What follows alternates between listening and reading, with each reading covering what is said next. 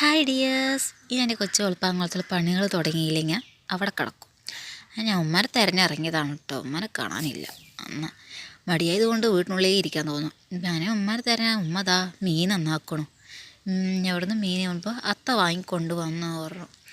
ആ മത്തിയായാലും വാങ്ങിയിട്ട് കുറച്ച് ദിവസമൊക്കെ ആയല്ലോ വീട്ടിൽ. അങ്ങനെ പറഞ്ഞിട്ട് ഞാനും പിന്നെ മുറ്റടിക്കാൻ വേണ്ടിയിട്ട് ഞാൻ ചൂലൊക്കെ എടുത്തു വെളിയാൾക്ക് അടിച്ചു വരി.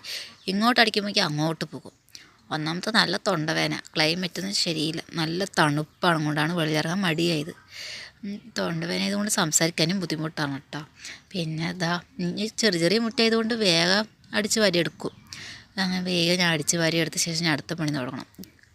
അങ്ങനെ അടിച്ച് വാരി കഴിഞ്ഞ ശേഷം എടുത്ത് തുണികൾ കൊണ്ടുവന്നു. ഇനി ഇതൊക്കെ മുക്കി വെച്ച് വേണം ഓരോന്ന് തിരുമ്പി എടുക്കണം.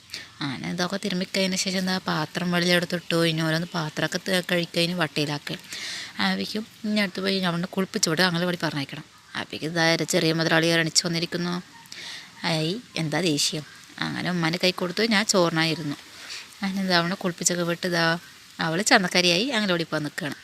അങ്ങനെ വരുമ്പിക്കും അങ്ങനെ വടിക്ക് കൊണ്ടുപോയിട്ടുമ്പോൾ ഉമ്മ മത്തിപ്പുളി ഉച്ചയ്ക്കുള്ളത് റെഡിയാക്കിക്കൊണ്ടിരിക്കുകയാണ് കേട്ടോ. അപ്പോൾ ആ ഗ്യാപ്പിൽ ഞാൻ കുളിക്കാൻ പോയി. അങ്ങനെ സൺസ്ക്രീം ഇല്ലെങ്കിൽ വെളിയിൽ ഇറങ്ങാൻ പറ്റില്ല. അതും വാരിപ്പൊത്തി. പിന്നെ അതിന് മടക്കാനുള്ള തുണിയൊക്കെ മടക്കി വെക്കണം. ഇത് ഇന്നലത്തെയാണ് കേട്ടോ. അതിനടുത്ത് വന്ന് ഇനി മടക്കണം. മടക്കി വെക്കുമ്പോഴേക്കും എന്തായാലും സമയം ചോറിനാൻ. അപ്പോൾ ഈ ഉമ്മ മത്തി വറുത്തിട്ടില്ല ഉച്ചയ്ക്കുള്ളത് പറഞ്ഞു. അപ്പം ഞാൻ മത്തി വറുക്കാനൊക്കെ പോയി. എനിക്ക് ഈ മത്തി വറുക്കൽ പറഞ്ഞാൽ എനിക്ക് നല്ല ഇഷ്ടമാണ്. അതറിയെടുക്കും. ചാറിനേക്കാളും മത്തി വറുത്തതായിരിക്കും കൂടുതലെടുക്കുക. അങ്ങനെ അതൊക്കെ എടുത്ത് ഇനി ചോറിനായിരിക്കണം കേട്ടോ. അങ്ങനെ ചോറിനായിരിക്കണം മത്തി വറുത്തതും മീൻ ചാറും കൂട്ടി കഴിച്ചിട്ട് വരാം.